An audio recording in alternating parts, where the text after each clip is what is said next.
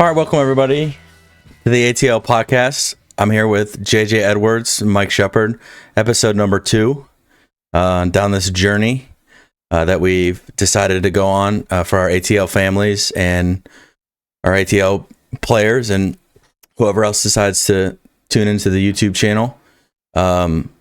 Super excited to have JJ on today. We've had a good long relationship dating back to the Head First days when I was coaching Oglethorpe and JJ was at Wofford in a different capacity.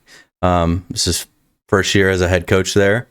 So, you know, I've said it before, but congratulations. I'm sure it's big shoes to fill.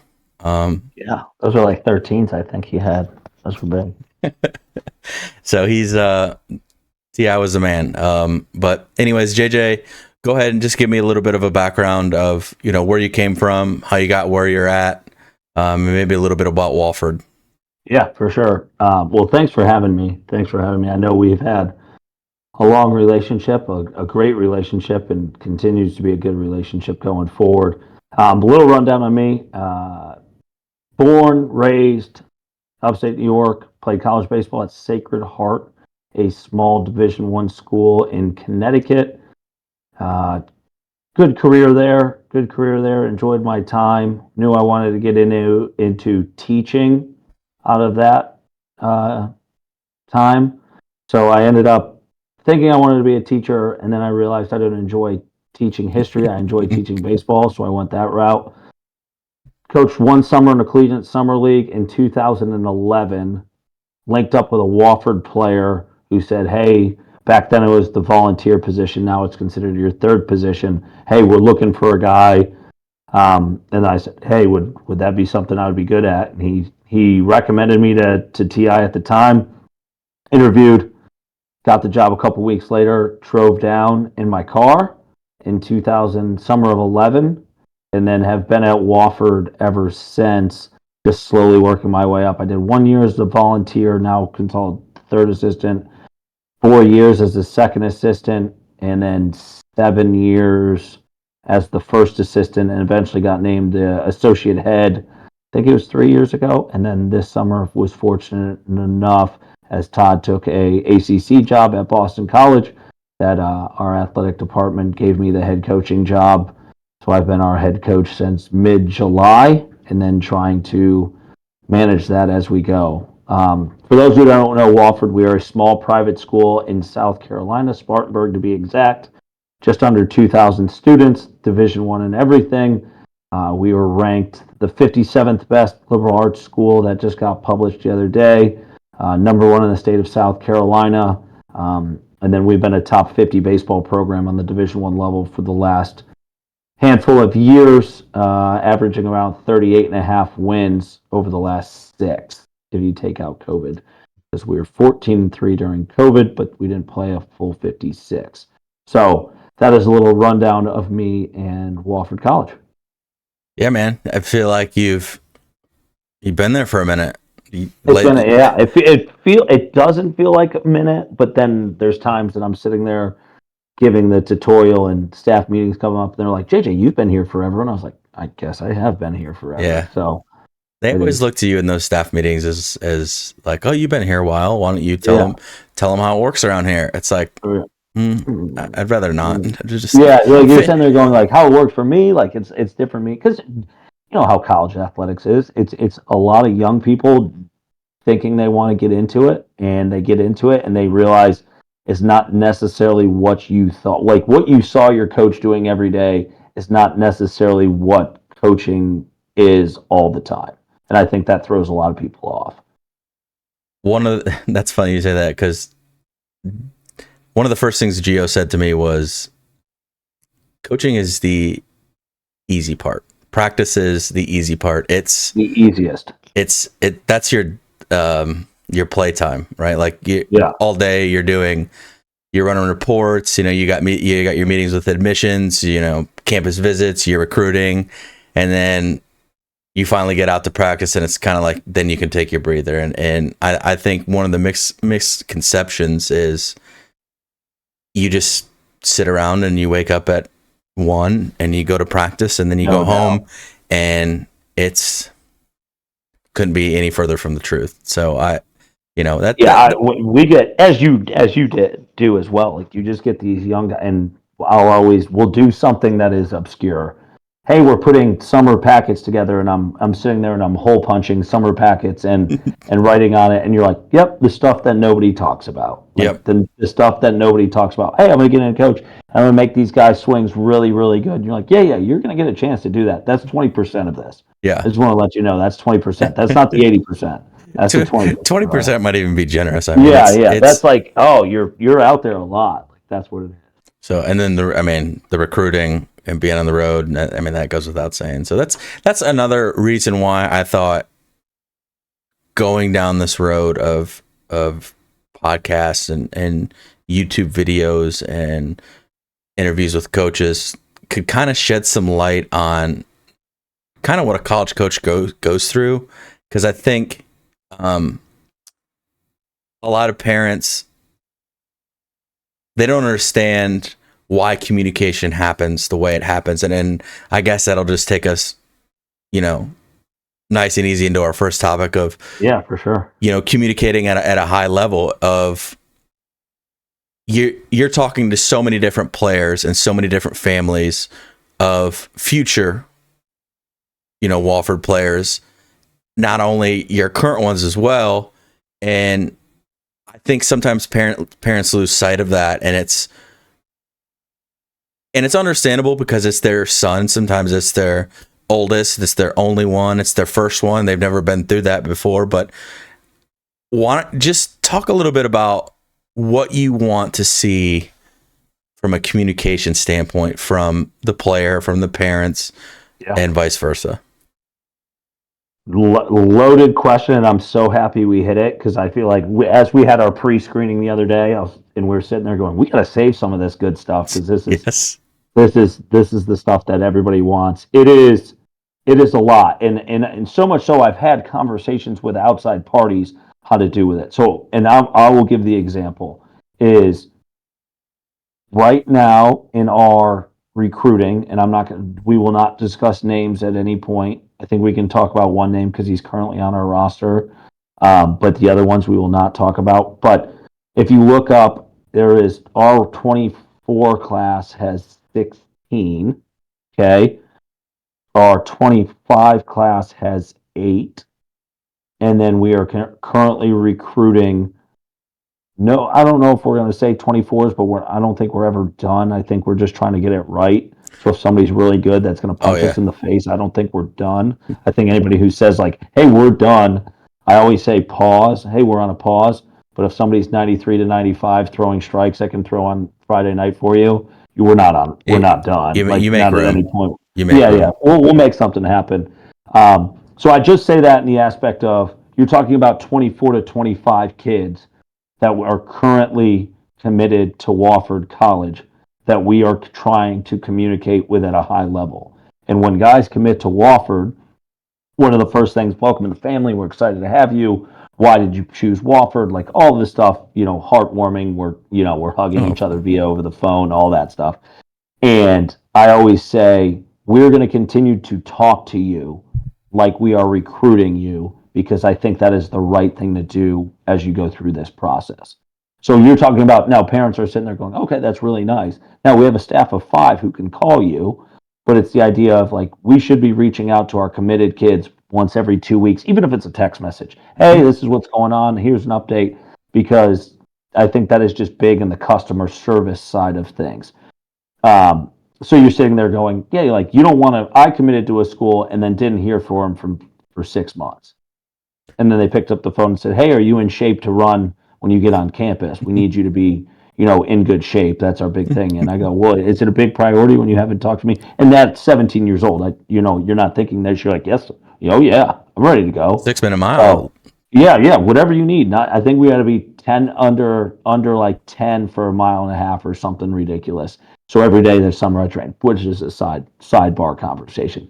But our big thing is we're going to continue to talk to the kids that are committed to Wofford College, because that's the right thing to do.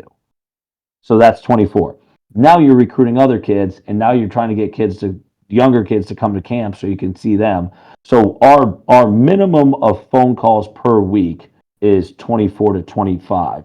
And then you're talking about 10 to 15 more of recruiting kids trying to add to that class as a minimum. Text messages, everything else.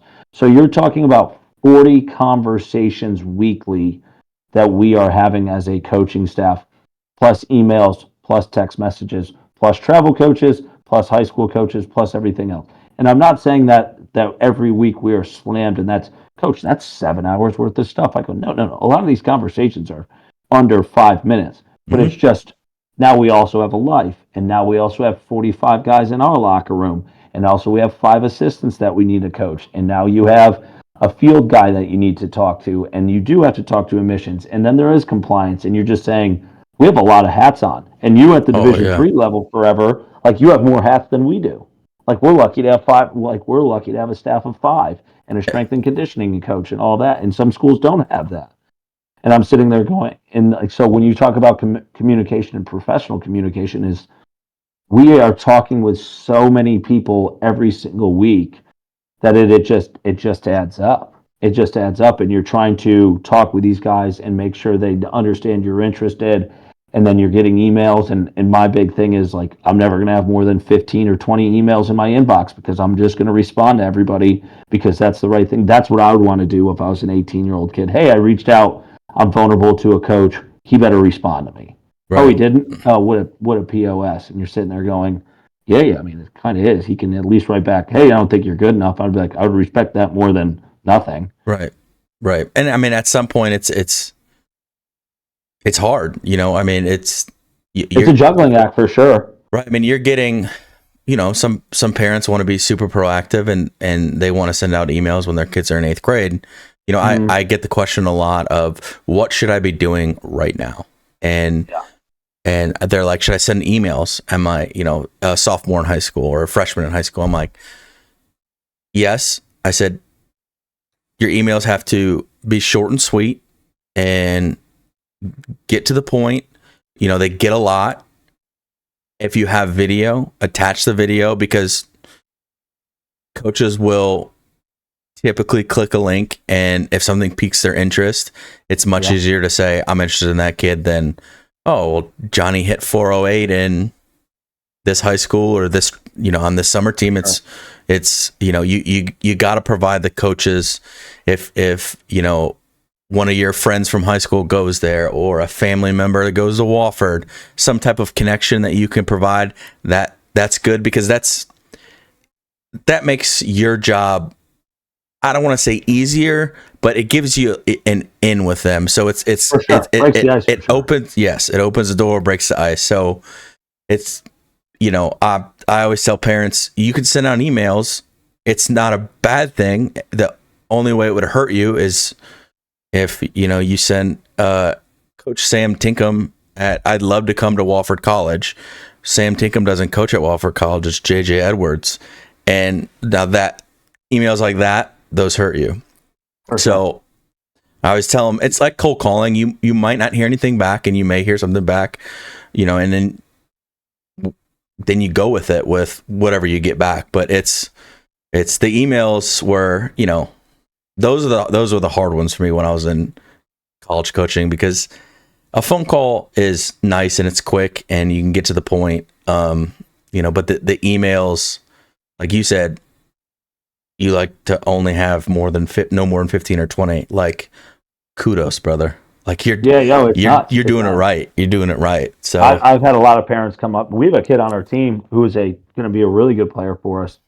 And he goes, you know what it is? And I go, and I had no idea. Very successful guy, like awesome kid, super smart, going to be a good player for us, like I said. And I saw him in Atlanta last summer. And he goes, you know what it is? And I go, no, I don't know what it is. And he goes, you respond to emails. And I'm like, it's a weird take. And he goes, no, he's like, my son reached out to 100 schools that he thought would be a good fit for him and his academic. And he goes, and he got 3 back. And he goes, and you were one of them. And then I don't even think I break like the word record. Anybody who knows me knows I talk way more than I write. And I just wrote back, Thanks. This is great. Excited to follow you this summer. Thanks for the update. And I Mm-hmm. said something like that to him for the next 7. Awesome. Thanks for the update. Keep it rolling. Keep doing a good job. Thanks for the video. Yeah. And it's just something like that every single time. But it's just, hey, he's reading it. Like, hey, keep it coming. Yeah, it's you don't know. It's like, oh, did he even get it? Did I type in the Yeah. email wrong? So no, I mean, I can appreciate that, and being on both sides of it, it's nice to hear when our guys in our program get something back from a coach, whether it's no thank you, or send me some video, or keep me updated, and whatnot. So you talked about how you're communicating with your guys that are committed. What about prior to that commitment, and now that the dates have changed where you can't reach out to them until August 1 of their junior year? Obviously that's going to change a little bit, but what do you expect from a player and a player's family prior to them committing? You know, when there's interest a little bit from both sides. Yeah, for sure. And so say they cut. You're getting into it.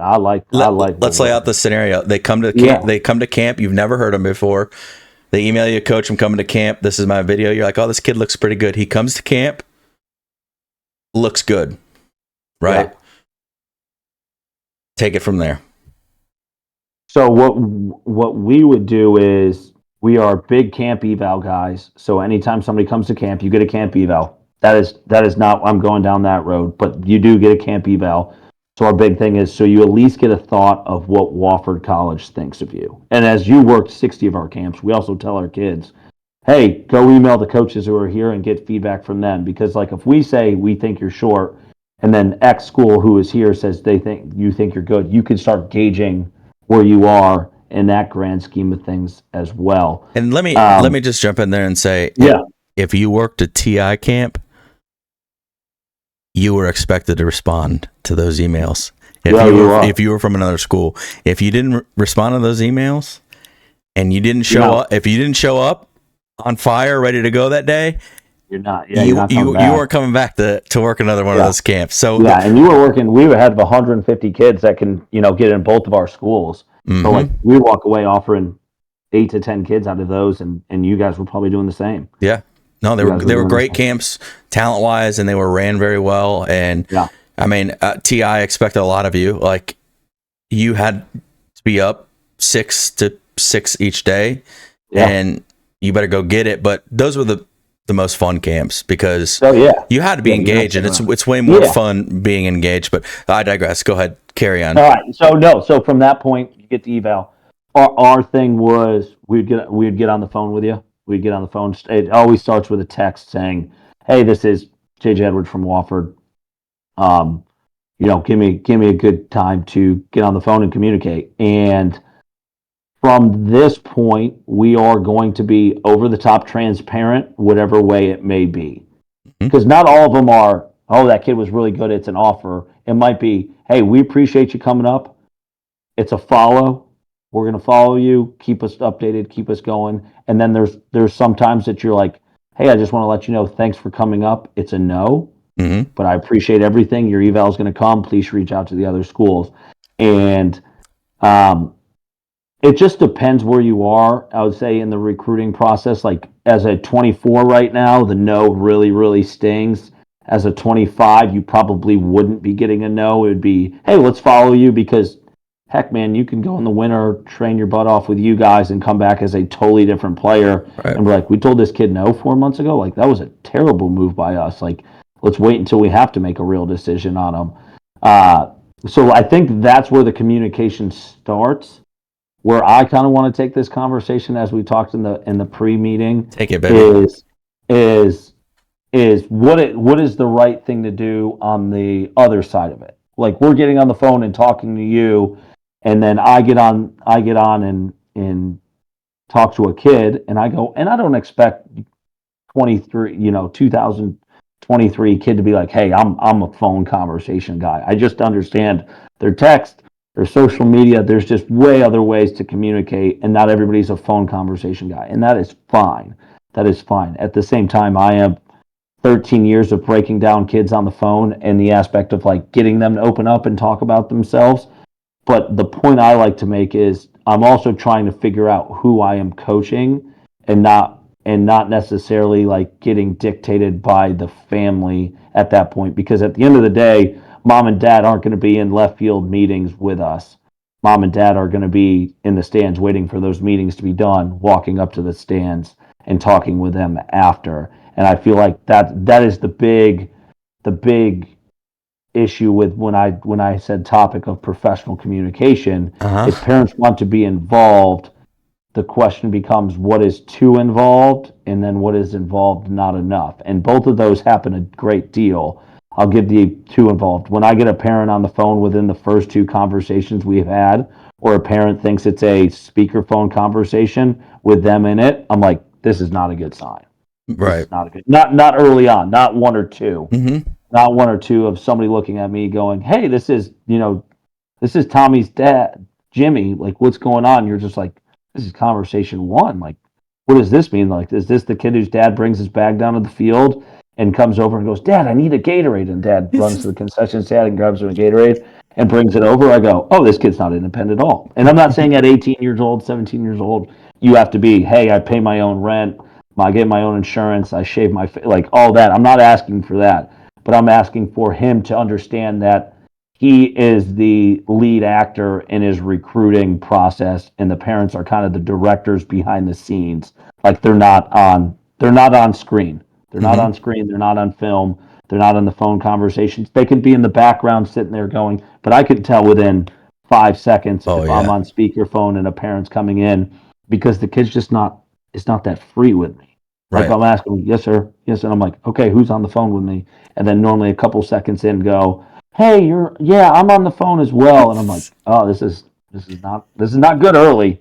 This is not good early. And then on the other way is I feel like a lot of parents end up becoming, hey, this is his decision. He can do whatever he wants. And I go, well, no, you need to be like, you're the director. Like, you need to help him, give him some guidance, Mm-hmm. tell him, hey, this is how you should handle that situation at the same time. But I'm not sitting there taking all the forefront and I'm on every single conversation. So I think there is a big time balance there. And I know we were talking about, I had a conversation the other day. Kid came to camp, exact situation.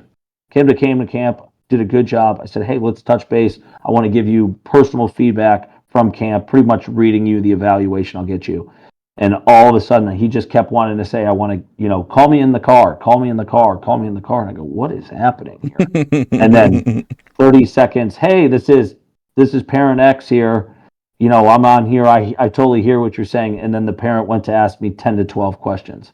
And then I'm like trying to continue to talk to the kid, but the parents like, well, that brings up another point. And I was like, what? Like, I feel like this is just really awkward, and I'm not getting to know your son, who I would be spending 50 hours a week with in the spring, and have to know if this person I want to be around for 50 hours a week in the spring. Because if we don't want to be around you as a staff, why would we continue to recruit you? Like, that doesn't make any sense. You wouldn't want to be around me at the end of the day if I don't want to be around you. Like, it's very mutually Oh, at that point. 100%. That's one of the points I make to the guys. They'll ask advice on how to communicate with you guys. And I'm like, look, man, you just like you got to be yourself. You're a Right. fun dude. I enjoy you in the dugout. I tell kids, like when I run baseball camps, like, hey, look, this is your camp. These college coaches, they're humans like you, and they're baseball guys, so they probably like to laugh and joke around. And you got to let your personality shine. So if you've got a question, ask it. And Right. I can assure you, it may be a dumb question, but they've heard worse, And right? we've probably heard that question 15 times, at Yes, least. yes. Like, You more, just probably 1,000. at the end of the day, if you don't think you can ride on a bus with that guy for 12 hours to a weekend series, and then he not play for 3 games because he's a freshman and he's the pinch runner, and then you got to ride 12 hours back home with him for whatever reason, because he doesn't know how to act, because he's not a good human, or he's just not likable, the team doesn't like, you're not going to recruit him regardless what his talent is, No right? Like, doubt. No doubt. cliches are around because they're so true, but like one bad apple can ruin a bunch. You got one guy on the team that's got bad attitude, not fun to be around. It just spreads. And then you got to get to a point where it's like, hey, do we got to cut this off right now and get him out before he spreads to anybody else? Or are we just going to let it happen? You know what I mean? And it's then he's coming back to me and he wants to transfer, and it's, and I can't lie to you about what you're getting, because if I do that, and then you're ruining it forever. Like then I'm now going through saying, whoa, Shep's been a little off on a couple of these cats. Like, yeah, I don't know if I'm taking him at his word anymore. Yeah, ATL and Wofford are no longer in a relationship anymore, and it's right. It maybe in 2 years some kid's dream school is Wofford, and you guys would have loved him, but it's like that relationship's already been damaged, and we can't go down that road. So, Sure. I'm with you on parents being too much involved.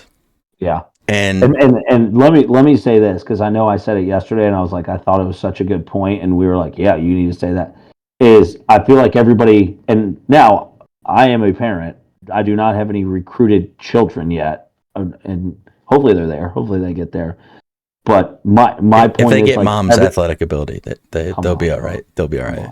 Come on. Maybe mom can stripe it. So, but my thing is, everybody's going to listen to this, and all the ATL parents are going to listen to it, and they're going to say, well, but what if it's this? And they're going to make an exception, and they're going to justify why they are a tick different than the scenario that I'm talking about. And they're going to sit there and go, well, I'm a little bit. Yeah, that's the example, right? Like, that's the thing. It's like, no, you're not. Like, no, you're not. Like, well, hey, I know. And I was giving the example, like the number of times, hey, I know that like my kid really needs to be calling, but this is about finances, and I feel like I should be able to talk about finances. And I'm like, yeah, you're 100% right. Like, you're paying the ticket. You should be talking about finances. That is a parent thing. Mm-hmm. Hey, I'm calling about my kid's well-being, in the classroom. Yeah, 100%. I totally get it. And then the next thing you know is, those are two like obvious ones, like, well, parents should be involved in that. And then it's like, hey, yeah, my kid's taking this history class, and I need to be a part of my kid's schedule. And I'm like, okay, now we're getting a little thin. And it's like, hey, my kid's really good player, and in the playing time, I'm like, okay, now, and they could just keep justifying, you're not the exception to the examples. I'm saying, well, I'm going to call the coach and go from there. I go, there are situations. We had a kid who had an injury, and his dad's like, hey, I'm a doctor. I can explain it a way better. And my kid, totally get it. Need that conversation. That needs to happen with parents. Mm-hmm. But there's just so many that are like 50-50 balls that the parents are like, no, I'm the exception here. You're like, nope, you're not. You're not the exception. You're not the exception. When I get an email from a parent, my son, blah, blah, blah, and you're just like, oh, there's not a worse one. When you get that email from the parent, it's really hard to come back from that. I don't know if we've ever recruited a kid coming back from it. It's really tough. And a lot of times, and we're probably going to hurt some feelings, or this will be the point. I mean, but you would rather hear it, right? Yeah, this will be the point where they turn this off. But parents are too much. They need to scale it back down a little bit. And you've been doing this for 13, 15 years. Yeah. You've talked to loads of kids. So if it's a parent question and the kid reaches out to you and says, Coach, can we talk about these finances? We're struggling a little bit, or whatever it may be. Yeah. For sure. Can mom come and hop on this phone call? She has some questions, and I don't want to misconstrue the information back and forth. It's different than mom leading the charge, and you are, if you're going to do it, you do it that way, right? And like you said, my mom has a question. Is that okay? Is that okay? Yeah, of course. Like, of course. Yeah, of course. It's one of those things. You're like, that's professional communication. And it's not the parent calling me and going, hey, I have questions. You're like, well, like, your son's the actor. Like, let him have the screen time, and then if you need to chime in, like, have him be like, hey, my mom has some questions. Is it all right if she reaches out to you? And I'd be like, 100%. I would never say no. Like, I'm not saying no. Not going to talk to the parent. Like, that dad bogarted that conversation the other day. I answered every single one of his questions to the best of my ability pertaining to Wofford, like we're recruiting his kid, because we are. And I go, but the idea is, like, next time the kid calls me and the dad's on the conversation, I go, okay, who are we really recruiting here? Who's actually going to be in our dugout? Right. And it's almost like, is this the kid's decision? Because the kid may feel otherwise, but dad's like, you got to go to Wofford because it's a better fit for you. And then the kid's never really invested because he didn't lead this charge, For sure. and just to touch on something you said earlier, where you mentioned you don't expect 18-year-old kids to be a finished product, or maybe they kind of butcher a conversation, but they're handling it on their own. Like Right. that's going to be expected. And the independence thing where you can say, oh, this kid's independent, right? Like he's comfortable doing things on his own. And it may be not perfect, but for down the road, we know we're never going to run into, well, mom dropped him off on Friday and she stayed in town at the Holiday Inn for 3 days because he might leave on Monday. Like you're not going to run into that stuff when kids show independence along the way, or like they show the ability to, like, I'm going to take control of this. And again, it may be butchered. And I tell, like, with an email, I'm like, look, if you write an email for your kid, there's going to be a good chance that the coach knows you wrote that email. If he writes that email and it's not perfect, it's not going to be something that you don't recruit him for because his punctuation is off where it should have been a semicolon, or instead of a colon, something like that. You know what I mean? So, right. Well, I mean, and I think that's where it comes in, is like, have him do it, and then you be the the bumpers on the bowling alley. yeah, Or you sit there and go, hey, take it where you want to go, and I'll come in and read it. And the one we get all the time is you sit there and go, no, you go proofread your kid stuff, see what they're sending, but like have it from him. Like we can tell when I sit there and get a 6-paragraph thing and the kid says, hey coach, I'm a 980 and I got a 2.7 in G, and then I look at the email and I go, that doesn't look like a 2.7 in a 980 email. like that looks like that guy's been writing those emails in the business world. And if it was, it just shows that you're incredibly lazy in school. Yeah, I go, which one is it? I go, but the parent can step in and say, hey, let me see what it. Hey, just remember, Wofford College, not Wofford University. So you saying Wofford University is probably not going to look great. Or hey, you sent this email earlier to X school. Just make sure you switch that so this one says Wofford. Yep, gotcha. I know. Like all that stuff. There's one of my friends in college coaching. Every time he gets an email addressed to the wrong school or the wrong coach, he replies and says, hey, thanks for your interest in, Wofford. I'm going to send this along to JJ at Wofford so he can see this because clearly you meant to send it to him, not Mike Shepard at, Braveheart University. So I appreciate that. I just but that's where I think the parents in such a like be seen, not heard. How many times did we hear that growing up as kids? Hey, be seen, not heard. Be seen, not heard. And I was like, it's funny because when they get in the recruiting process, like that's kind of how you want the parents. Mm-hmm. Be like, hey, be there, be supportive, like be there for the kid, understand that they're there, and then at the end of the day, like don't chime in and like dictate it and take over the recruiting process. I go, it's the recruiting process. I go, your recruiting process would have been 25 years ago or whatever it is. I go, and it's not. So let them go through it. Let them make the mistakes and everything. And they're going to sit there and say, well, if they make the mistakes, they're not going to get recruited. And we're like, but if you chime in, they're not going to get recruited as well. Right. Again, we're human, and we've been doing this long enough that we know that. Yeah.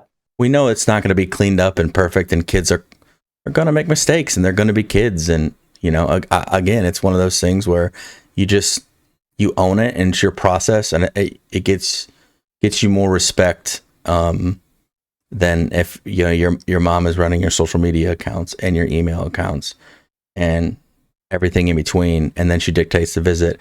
It's just red flags, because when are they going to stop? Right. Are we coming here and they don't play enough in the fall? Is it coming in? Am I getting a mom email about that? I was like, holy cow! Like this isn't like, yep, we did it. Like we set the precedent. We should have stopped it. So yeah. So, but well, if people are still tuned in, and parents specifically, after we just told them to, chill on the recruit. They get it. I think they get it. I hope they do anyway. I hope they do, and it's hard because everyone wants, like you said, the exception. Every parent wants the whole. I usually don't do this, but Right. Can you make it, or what are you really thinking? Can you make an exception? Can you do this? And it's like, no, you usually do that. You're just entitled, and that's the way it is. So, with all due respect, doesn't mean you can say whatever. right. So, I mean, and the amount of times that I've heard from a parent on a recruiting visit, Johnny is the hardest working kid in the world. Like, well, he's probably not. And we'll see how hard that work. However hard you think you're working now, come talk to me in a year. You know what's crazy, Chef, is I said that last camp at the end. I brought him up and I said, hey, I appreciate all you guys communicating. You guys told us you're coming to camp. You guys came to camp. You worked really hard. I just want you to know, if we recruited every player that said they're the hardest working kid on their team in their school, we would recruit every email that we have ever gotten. It's like nobody's ever said and be like, hey, I need to get better at my work ethic. It needs to get better. Nobody's saying that. And nobody's saying that. So not understand that, like, there's other, that's why we have to, and this is going to tie in, like, what are some separating factors in recruiting? Like, those are stuff we have to look for because of that. Yeah. So what other separating factors can we discuss today that might shed a little light to these future prospects? I think the biggest thing we are looking for is we want them to be really good players. I think that is a given, so we were not going to get into tools. But I think it is, how do you deal with failure? What does it look like when you fail? What kind of teammate are you? And then what is everybody in your coaching you circle say, that have seen it up and down? Like, I get it. Hey, we show up to a game at North Atlanta, and you guys know Wofford's there, and Wofford, you like Wofford, like, you're going to go hard and you're going to play hard. But I don't want to see you strike out.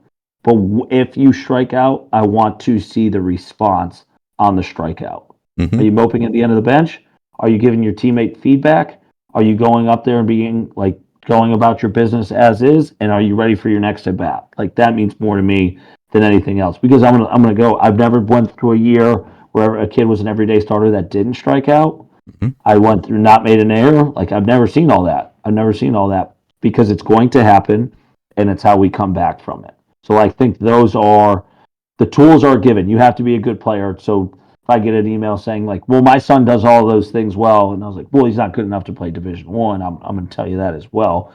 But if you're good enough to play D1, that is line 2A. That happens behind it of, hey, I need to see some failure. I need to see some adversity. I need to see when you ground out to second and you're kind of a little mad about it, are you loafing to second, or are you going to sprint through the bag?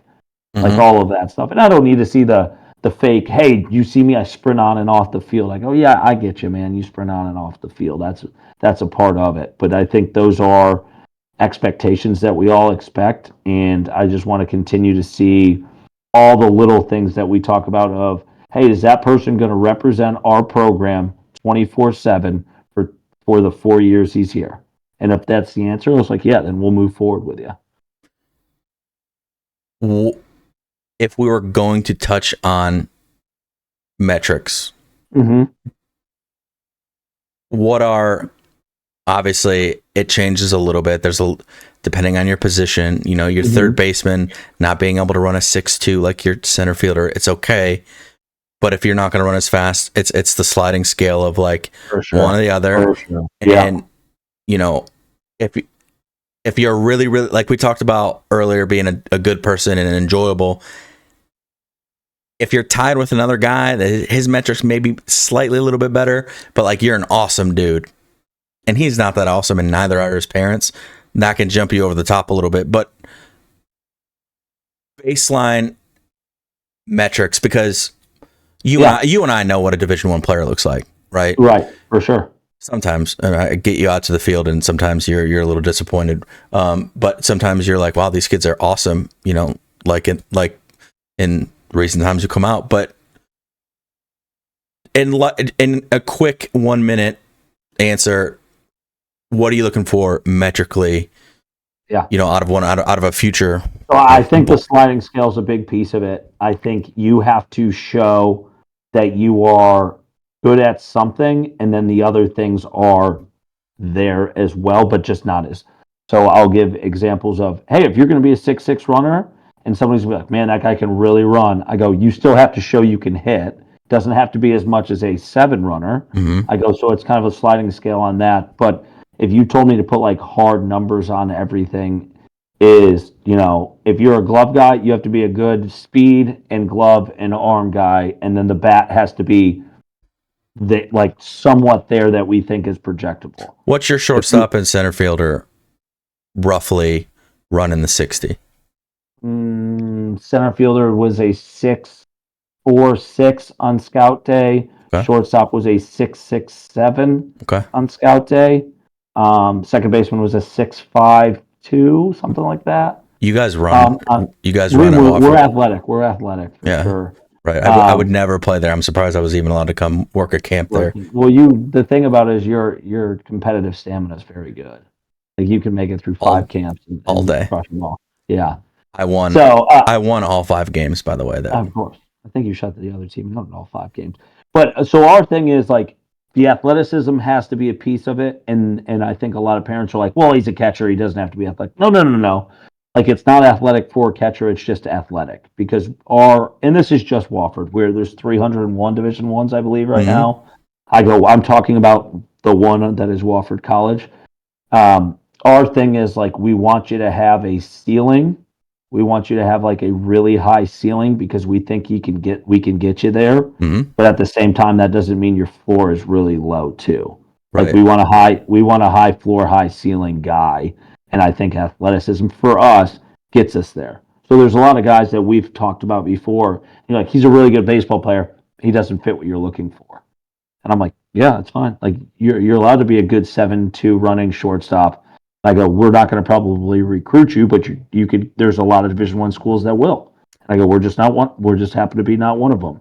And I think that's where the parents, the players, that side need to realize, hey, that's not a good fit for me of where I need to go to school because I would be walking in. Like, don't pursue a school that doesn't value what you do well. Go somewhere that values what you really do well. Or they better hit for power and pick up a third baseman. Of course. Go play for Wofford. So yeah. And talk about like ceiling, like athleticism. You know how it is when you're in the lab with a guy and you're trying to tweak a few things on his swing. The athletic kids, every week they come and they're doing your hitting training, and trying to gain velocity. And the kids that can have really good movements because they're athletic, they just shoot up. You know what I mean? And then the kids that are not as athletic, they may have great movements, but there's a ceiling on them. So, and that's the hard part of the recruiting process, especially for me being on this side and that side too. It was the worst telling a kid he's not good enough. For me is when kids reach out and say, hey, can you reach out to even some of the D3s that, guys ask me to reach out to? It's like, yo, can you go watch one of their games on a weekend series? Go watch Emory play. Go watch Barry. Anywhere. Go watch those kids and tell me if you think that you could play on that roster, or go watch Wofford and tell me if you think you can play on that roster. There's a ton of great D3s out there. There's a ton of great D1s, like mid-major D1s will smack some power 5s. You know what I mean? And it's right. I don't think a lot of players, and me and Rome touched about this last episode, was I don't think a lot of guys go out and actually watch games enough to realize how good baseball is out there.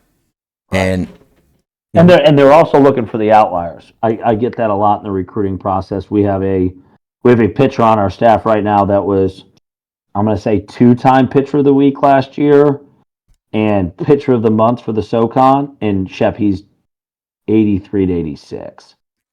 So what happens? Every 83 to 86, there's like, well, look at that guy. It's like, Okay, Yep. but if Wofford recruits 12 guys that are 83 to 86, JJ's going to be calling up TI saying, "Hey, can I come back as a volunteer assistant or the ops No guy doubt, no doubt. And or that's what the field guy, that's what anything." happens. Yeah, that's what happens. Is Right. And they all it's of a sudden they start using. Well, I showed up to your game, coach, and I saw your guy was 83, 86. I'm 83. Yeah, the 83, 86 guy had a four pitch mix going from the first batter of the game, fielding his position at a really high level, being a 1-1 to the plate. And they're just like, oh, like, yeah, I was just looking at it like I was looking at the tunnel, and the tunnel said 83, 86. And I said, yeah, you're a 1-7. You struggle at picking off, and you don't field your position well. Totally different. That is totally different. we're going to touch on something today that we didn't talk about prior because this is something that grinds my gears when I'm coaching any level, but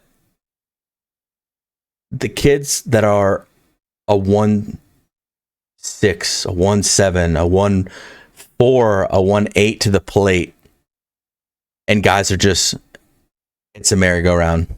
Right. It's a merry-go-round. And it's like, hey, man, you got to be quicker to the plate. Hey, man, you got to be quicker to the plate. If Wofford faces somebody that's a 1-6 to the plate, good heavens, is there any guy in your starting nine that doesn't have the green light? No, they're yeah, you will this is what we used to do in the fall is like we used to say, hey, like come in, get comfortable as pitchers. Come and get comfortable like and so these high school kids would roll in and be in 1-4 to 1-7s and not think anything of it. And all of a sudden they're looking up at the end of the fall going, like, why is my whip so high? Like why is my, ERA really high? Why is all these like metrics really high? Yep. And you're just sitting there going because you gave up a single. And it's a It was triple. and it's a triple, and then the next thing you know, the guy's bunting, and you're sitting there going like, I didn't even give up. Like I walked the leadoff guy, and now my ERA's jacked up. Like what's going on here? Like, and then you call home and say, what's going on? You're like, well, I only gave up one hit. They're like, really good fall, and you're like, no, they're running all like there's just so much to it that you have no idea. We had a kid on campus, I'd say a month ago now, and he was a lab rat, like a lab rat. Hey, like what's your throwing program? Like what's your band routine? Like what are you guys doing here? How often do you get on the Rapsodo and the track band? And like what does it look at? And I go, hey, I just want to let you know, like we use that stuff. We use that stuff a lot, but we are looking for a holistic pitcher who can keep the running game down, field his position, do a pick, like all of that stuff. I go because anybody can be good pitcher. We're acting you to be like a good baseball player, and that's different. And it took me 20 minutes in our one-on-one meeting to like and not beat it out of them, but just sit there and be like, hey, it's going to be more than all you care about is your catch work and your flat ground work. And I go, and that's a big piece of it. I go, but there's a huge piece you're still missing. If you're only good at that aspect, you will not be getting on the mound too much for us. Yeah, and I mean, you love the enthusiasm and the care he has for his craft to want to do all that. Because some kids don't even have that, right? No, not at all. Like, and you're just like, hey, and the line we use here is, you don't know what you don't know. So like, if that kid's Old passionate and he's cliches. gonna, yeah, it's like he just doesn't know. He doesn't know yet. He doesn't know why you need to be a 1-2 to the plate. He doesn't understand that, and until he sees it, like when he sees it, he's like, oh, gotcha. It's like, oh, it's like the kid that has a hole in his swing, but he's hit 74 mile an hour high school pitching forever. No doubt. And you're like, hey, you're a little long here, and you're gonna get eaten alive in college by inside fastballs, and then they're gonna drop a changeup in there or a curveball because you're anticipating that, and then you're out. And you gotta let him get to the point of tears where he's where he's so frustrated because there's no other way to get it out of him other than, coach, I used to be the man. I'm still wearing my Letterman's jacket around campus, but now I'm hitting .74 for the fall and I don't know what to do. It's like, well, we talked about that hole in your swing. All right. I love that you come and hit 1,000 balls off the tee a day, but we need to make some adjustments. And no doubt. If I need to say that I think this is one of my better. I don't have many good ones, but I think this is one of my better ones. So we have all of our freshmen come in for summer school, and I do like their orientation, be like, hey, welcome, like this is where we're going. And I give the line of, every one of you guys were 10 out of 10s in high school. I know you were 10 out of 10. You wouldn't be here. You wouldn't be in our program. You're the big fish, small pond. Like whatever analogy you want. I go, you guys are 10 out of 10s. I'm like, yep. And I go, my question becomes, when you go down to a 3, how hard are you willing to work to go back to being a 10? I go, it's going to happen. I go, now, some of you that are really good will go down to a 5 and then try to work back to being a 10, and they won't make it all the way to a 3. But somebody might go to a 1, and I go, and if you get to a 1 and say, man, that path is too far, too hard, that's when they end up leaving programs and quitting the game of baseball. But we had a kid drafted last year in the 13th round, and he was a 10 in high school and was a 3 and then got drafted last year after 2 years of being an All-American, junior and senior year. And they're like, no way, that kid, he hit 400 for you guys with 17 home runs. I go, I swear to God, like, I swear that's what he was. And they're like, no, I can't see it. I don't believe it. I was like, I swear to God, he was our worst player. I mean, And they're like, no way. it all comes back to like what we talked about when you're in the recruiting process, the maturity, the independence, the love for the game, like things that how they deal with failure, all that stuff is like, you know, you're putting like pebbles in a glass, like, okay, he does this well, he does this well, he does this well, because you know, you've seen it enough, I've seen it enough. Kids are going to come in and they're not going to be as good as they were in high school, and they're going to fail. And if you have a strong foundation of being a good human and loving the game of baseball and being a good teammate, you're going to be okay. You may not go back. You may not go back to a 10. You're going to get somewhere that you can carve out a role in the No doubt. in the team, and that's as a player, that's all you can. If you leave the game gives you up. It's going to give everybody up at some point. And you're able to look back and say, I did everything I could. I carved out, maybe it wasn't the 4-hole hitter in college and hit 500, but maybe it was, I was the pinch hitter 2 out of the 3 games out of the weekend. I started 1 game, and that's the role I carved out, and I was really good in that role. And now I've got all these Wofford alums in my network to go get a job somewhere. I've got, you know, JJ's going to come to my wedding one day, and my 5 groomsmen are the other 5 guys on the bench that sat there with me. But we were really good as a team. We had a blast. We battled through all this adversity, and it was the best time of my life, you know. And guys say you don't remember wins and losses when you look back on your college time as much as you do the bus rides, the hotel, the hotel overnights, the 6 a.m. workouts, like all that awful stuff that when you're that age sucks. But when you're me and you, I would give anything to go back and have to run some suicides with my teammates, and then, go to the cafeteria and have some C- meal, and we were just laughing. And that paper I had to write that day felt like the end of the world. But when you get older and you got 2 kids where it takes you an hour and a half to get to work every day, like you said yesterday, no longer you get to work in 20 minutes, right? Like you got the whole routine, and it's like this is the time of your life, and kids don't understand. It starts when you're so young, and parents are the same way. It's like you got to give them some independence. Their freshman year, they've got to start getting good grades, because the worst thing is Wofford wants to offer you, but you screwed around and you got a 2.1 your freshman year, and you never got out of that hole. You know what I mean? And then no doubt. You lose a chance to play college baseball because as a 14-year-old kid, you just had no idea what was in your future.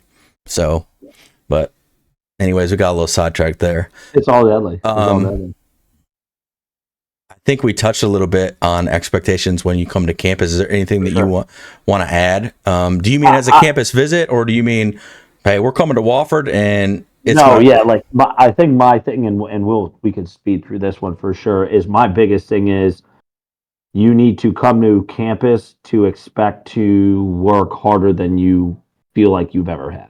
Is the biggest thing is, and the analogy I get is, I understand recruiting where, hey, we're we're buttering you up and we're talking about what it takes. We really like you. We can see in this program and doing things the right way. And you're like, man, these guys really like me. What we try to do as a program is do that, and then slowly over the year and a half of committed is to start to train you and prepare you for like the tasks at hand. Because in the recruiting process, everybody's like, well, rub my belly, butter me up, make sure you love me, tell me all this. And then you get to campus and they're like, whoa, this coach is now telling me I'm not, I need to email them and I need to email the professor and I need to communicate at a high level. So what we try to do is like slowly integrate that throughout the end of the recruiting process. So you understand that it's not, hey, you're going to do the application. You're going to do the application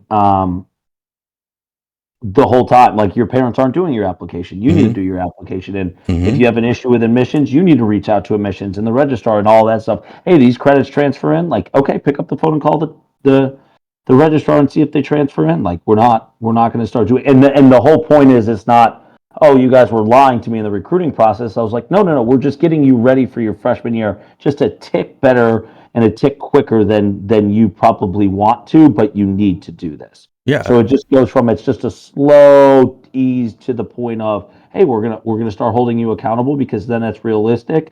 And then you get here and you're gonna get punched in the face either way, but like it's a lot better when it's a jab and not a haymaker. Oh, I agree. And you just hope they adjust, Yeah. and the more you can get them ready for that adjustment, the more likely they are to adjust. And, you guys reaching out and talking to your recruits after they've already committed, as much as you guys do, I think goes a long way in that, because they build that relationship up and they build that trust up where they trust that what you're making them do is good for them, right? It's essentially like, oh, this is stupid. Like, why am I doing this? Or it's like, I don't really understand why I'm doing this, but coach says to, so we're going to do it. And then, again, like every other thing, it's in 5 years, they're going to be like, I'm so happy he made me do that on my own. The number of calls I get from alumni, I'm like, man, I thank you so much for making me fill out a survey once a week to tell me how my body feels, and thank you so much for like all that. They're like, I get to the real world, this is pretty light. This is pretty light work. I mean, even looking back at like when you were a kid and your parents would do stuff that it's like, why am I doing this? Why are you doing that? It's like, now we're mid-30s and we're like, yeah, that's why we're doing it. Like that. Now I'm doing it. I'm never going to tell my dad that, because I'm never going to give him the satisfaction, because why would I, that's our relationship. You know what I mean? Yeah. But you look back and my parents were young when they had me, and I'm like, man, you know what? Like they did a pretty good job of they had some faults, but like, all these things that they made me do. I look at myself and my three younger sisters, like we all grew up to be decent humans and successful humans. And it wasn't by accident. No. You're not sitting there and be like, oh, we were 4 for 4 and we didn't do a good job. Like it was just pure luck. Yeah, we have 4 bloop singles. Lucky they were. Yeah, and I'm in 1,000 over here. Yeah. So, but the last thing I had on here is really what Wofford looks for, and we touched on that.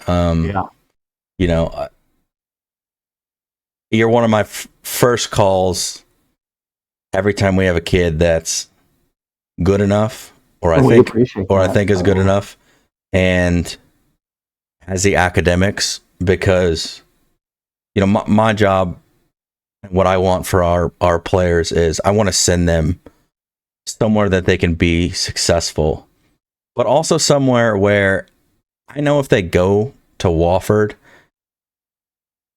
if they're not your 4-hole hitter, and maybe they're the last guy on the bench, but they do everything right, they take care of their business on and off the field, they're going to be treated the same way as if they're your 4-hole hitter. Like they're not going to feel left out, because I believe in you guys as humans. I've never had a bad experience around you guys. I've never, you're very straightforward, and sometimes it's uncomfortable for kids when they come back and they're like, coach said I have this amount of time, or I got to do this, and I was like, oh, how was the conversation? a little is intense or he's serious, and it's like, well, yeah, dude, that's what you're going to get when you go there. Like, they're not going to mess around, but when you come out of that program, you're going to be the best human that you could be after 4 years. And you may be a draft guy, you might not. You're going to come out and you're going to be ready for the real world. You're going to have all these great experiences, and you had coaches that cared about you for 4 years, and that's why. Molly, my girlfriend, asked me, like, she's like, "Is this one of your friends? Is this one of your good friends?" I'm like, it's somewhere between a friend and a good friend and an acquaintance. I was like, I respect the hell out of them. I said, what they do at that program, who they are as humans. I said, if I had a kid, I'd send him there in a heartbeat, and I'll be ready for him to get yelled at. I'd be ready for them. They're going to know exactly where they stand at all times. And, you guys do a great job with that, and I respect that.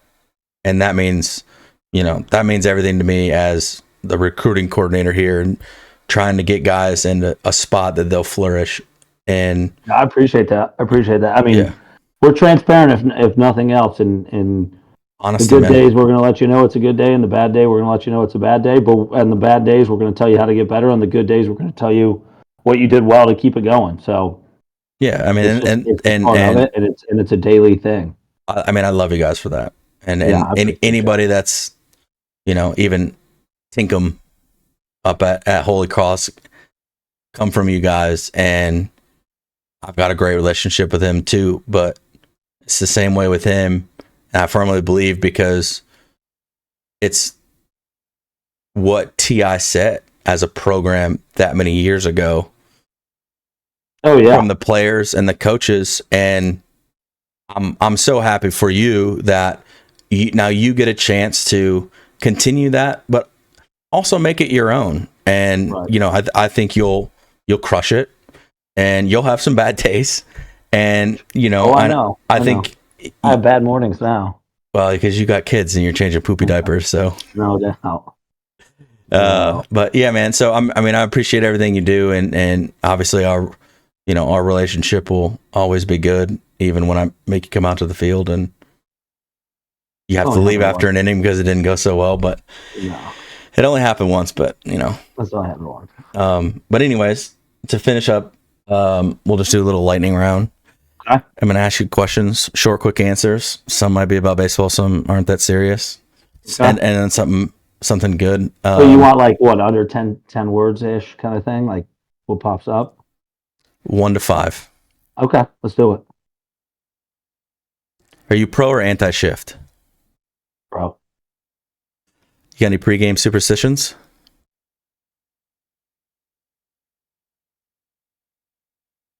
No, I guess I don't. Maybe that's a superstition. If you hit a good tee shot, are you keeping that tee, or are you grabbing a new one? No, keeping. I will roll with that tee all day. Well, you're head coach now. You can afford new tees if you want.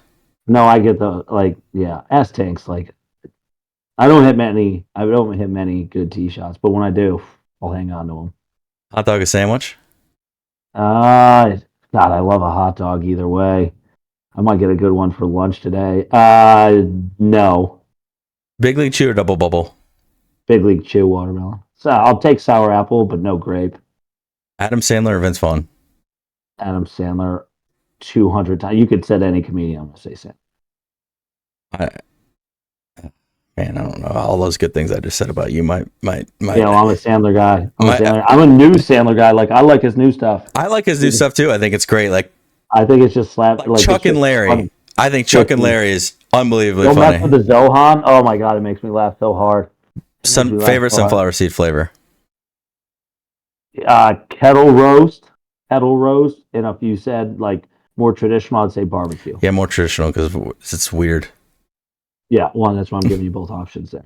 Gatorade flavor. It would be cool blue. It'd be cool blue if you're saying, hey, like you're gonna live like you're 20 and you're gonna burn it off. If you're saying, hey, you're 35 and your metabolism's not good, I will go Powerade Zero with the blue. Powerade Zero, not Gatorade Zero. Yeah, Powerade Zero blue. And if you're at a freestyle machine, I'm gonna go Freestyle Powerade Zero Strawberry, but that's at like Firehouse and Moe's only. Oh my God, you're a college baseball coach. You've been on the road way too long. No doubt. No doubt. I get that. That's funny.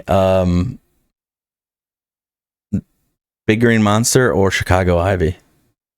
Monster. My wife worked for the Red Sox, so you got to say that. I guess that's fair. Beach or mountains?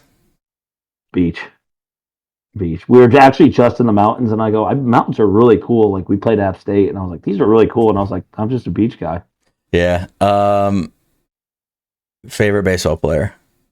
Larry Walker. Wow. Yeah. And Why? he's great on the Immaculate Grid if you need him, guys. Hall of Famer, MVP, above a 300. Oh my gosh. How good do you do in the Immaculate Grid? I don't, eight or higher every time. That would be amazing. Is every time I have one of these, I pull up that day's Immaculate Grid, and that coach has to go through it. Yeah, we're good. We do it after our staff meeting. That's every legit. Morning, we rip it and we rip it out. We probably take 15 minutes just to get our juices flowing. That's why I keep you around, because just you may not have a good idea, but I'm gonna have a good idea because of some stupid idea that you said at worst. So no, that's we're great. big. We're big. Yeah, we do it. We do them.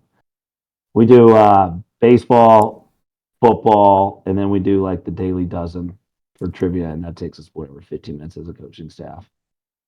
I think I'm much better at the football than I am the baseball. Football's the hardest one by far. By far, it's the hardest one. I think I've paid attention to more.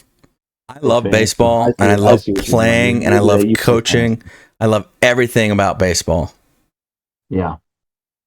Sit me on a couch at 1 p.m. on a Sunday in a fall, and I'll sit there until 11 o'clock at night on Monday after that Monday Night Football game. There's nothing that I love more than the Red Zone channel. And I love the Red Zone channel because I'm not going to watch my Cleveland Browns play live because they're terrible.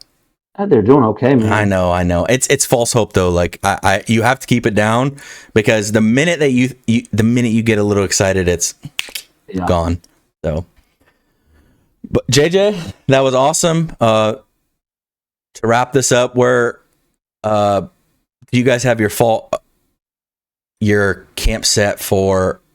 The next one is January. January, I think it's in the zone baseballcamps.org. But yeah, our next one's January. We just had one in October. All right, awesome. In the zone camps.org. In the zone baseballcamps.org. Yeah, it's on the Wofford website. It'll be there. I give my stamp of approval for the Wofford camps. JJ, what's the next best camp that kids can go to if they're not coming to the Wofford camp? Any of the head first are really good. If you're academic, Bingo. You figure. Bingo. We hadn't talked about that. I hadn't coached you up on how to answer that. No. And as I said that, I was like, wow, I'm asking JJ to promote another camp. Yeah. I want him to say head first, but I hope he knows where I'm going with this. Yeah. And I just think you have to have the right guy. If you got the right grades, head first camp is awesome. Again, I've worked numerous camps of your guys. You guys do a great job there. And again, this just goes to how you guys are as humans. You put care and detail into your camp. And even if a kid is maybe not good enough to play at Wofford, it's really great to go there and get that feedback. So thank you everybody for tuning in. JJ, it's been a pleasure. I'm sorry you had to be number 2, but it's all good. It's all good. Rome's good, dude. I get it. If you were going to be behind somebody, Rome's up there for sure. Rome's up there. I've known him for 13 years, so I'm with you. He's as good as they come, just like you guys. So if you can subscribe to the channel down below, please do that. We'll come out with our next episode in 2 weeks. We'll throw some spoilers out there on who that's going to be. Follow us at the links below. We've got 2 different accounts. We've got our main ATL baseball account, our ATL Lightning account, and then we also have our player dev account. And if you guys want to go on the YouTube and check out the different playlists, we'll be slowly updating our player dev playlist with hitting drills that we use. Probably a lot of the same drills that you're going to see at Wofford. We'll have pitching drills and we'll have catching drills. So until next week, everybody, peace.